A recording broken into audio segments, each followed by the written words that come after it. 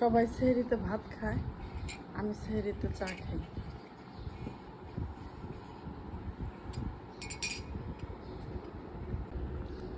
ইউষা,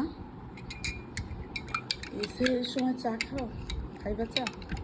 হ্যাঁ খাবো। না না, তুমি বলো কেন? এই যে সেহরি খেয়ে চা খাইতেছে। আমাকে 1 কাপ দাও। না না, আমি খাই। কেন? ছোট মানুষ চা খাইলে গ্যাস হয়, বড় মানুষ